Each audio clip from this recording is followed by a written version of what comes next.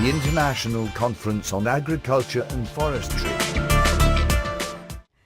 As an overview of my presentation, I would like to talk about why we chose pearl millet and what we have done regarding double haploids. And as a novel approach, we have also used interlog mapping. So pearl millet, as you all know, it's called bajra in India, and tambu in Tamil, and bulrush. It's a poor man's bread, and if wheat is a poor man's meat, then millet is a poor man's bread. And it's the sixth most important cereal in the world.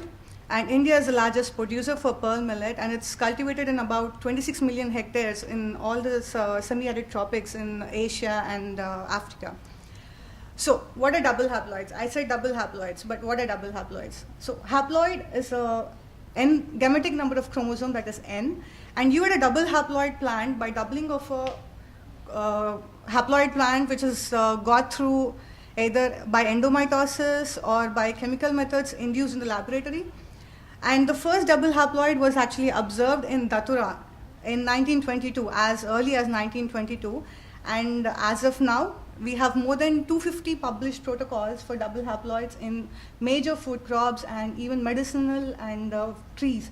However, we have still some recalcitrant crops such as legumes and some medicinal plants and woody trees which are still recalcitrant to double haploid technology.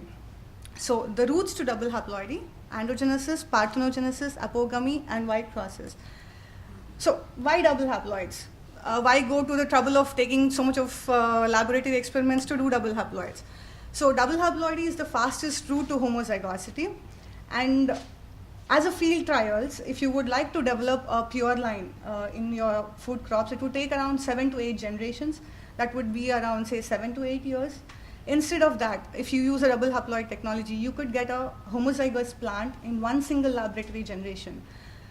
So it is also the only method to develop inbred lines in self-incompatible species. And it's superior to recombinant inbred lines and near isogenic lines.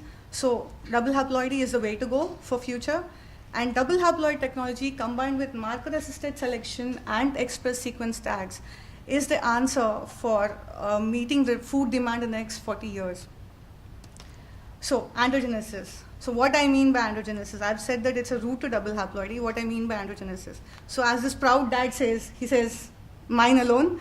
So androgenesis is development of plants from the male gamete alone. And it ideally represents the gametic male parent, and it's a deviation from the normal microsporogenesis. So the anther, the male part of the plant, you get a embryo-like structure when you culture the anthers in the lab, and finally a haploid plant. So anther culture or microspore culture is the most popular method used for induction of double haploids, and surprisingly, most of the successful crops belong to Graminae family and cereals. Although pearl millet and sorghum are still unexplored, and wheat, tobacco, maize, barley, they have very successful protocols, and yet pearl millet is somehow ignored. So I would just briefly tell you the factors which are affecting androgenesis. The most important factor is the condition of the donor plant. Unless you have a good source where you can harvest your anthers from, there's no point in going ahead with the research. And androgenesis or double haploid, it is highly dependent on the genotype and also the environment genotype combined effects. And media also plays a very important role in the maturation of microspore-derived embryos. And components like the pH and osmotic potential of the media are also very important.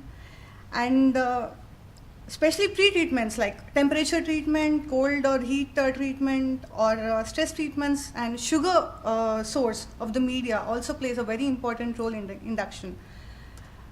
So as far as pearl millet is concerned, what happened to the double haploids in pearl millet? You can see there are very sporadic work which have been done in double haploids.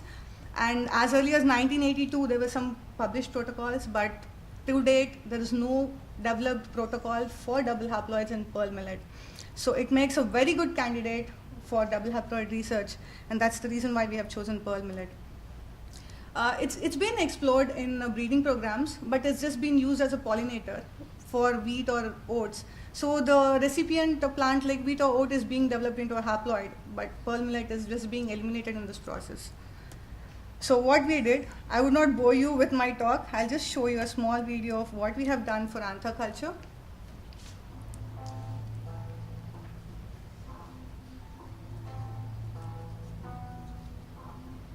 So that's a spike which is enclosed in the flag leaf, which we have collected from the glass house. We have gone for sulfate sterilization. And then direct culture of florets. We haven't used culture of anthers as it's supposed to not work and not give results, so we have cultured. Okay, so here we can see the anthers coming out. It's a responsive anthers. And for the observation, I have gone for astrocarmine squashing of my anthers and regular check of the development of microspore. So I have worked on totally 7 genotypes which are used in Ichrysata as breeder varieties. And I've worked on 13 different media combinations for these 7 genotypes. So, from my work, what I've got is the culture media. Initially, if we give a high dosage of sucrose, it's supposed to be very good for the induction. And additionally, I have also used maltose in 4%, which has really given me proembryoids and which has increase the viability of the microspores a lot.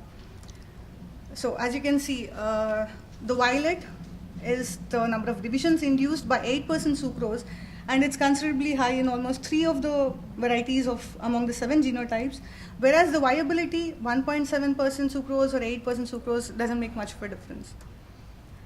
And I've also checked for the light conditions of the culture media, where we have cultured the florets in dark or light conditions, and dark condition was supposed to be more favorable irrespective of the sucrose concentration. And among all the genotypes, 841p3 was supposed to be very good for induction response. We have almost got around more than 20% response from 841p3 followed by XL51. So here you can see some beautiful pictures of proembryoids that we have got. It's a 2% astrocarmine squashing in microscopy. I think you can see this one is a very beautiful proembryoid we have got. So I can say that pearl millet is a very potential candidate for double haploidium. So as I said, the most effective was 8% sucrose, 4% maltose, and 2,4-D and BAP as growth regulators. So we have done this, but what next? We haven't got regeneration from my callus.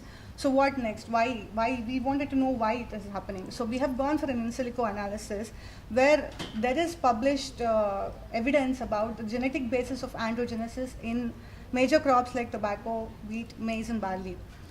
So this is just the genes that are involved in different stages, starting from the uninucleate microspore stage to the haploid plant stage. And we have selected 25 genes as queries, and we have gone for interlog mapping. So what is interlogs? Interlogs is, if you have a gene A in your organism, in a model organism, and you're searching for an ortholog in a target organism, say pearl millet. So that's ortholog of A. But in your model crop, A is interacting with B. So B also has an ortholog in your pearl millet, so it's called B dash. That means that we conclude saying that A is an interlog of B. That's what we imply. So if we are able to find an evidence that A has an ortholog and B has an ortholog, so we can also say that A dash and B dash are interacting in pearl millet. So that's how we have come to the conclusion. And this is the methodology we have used for analyzing the ESTs for interlog mapping. We have selected the ESTs. We have gone for PFAM, that is family, categorization of the proteins. We have gone to subcellular location, and then back-to-back orthology, that is BLAST and FASTA, and then we have gone for protein interactions.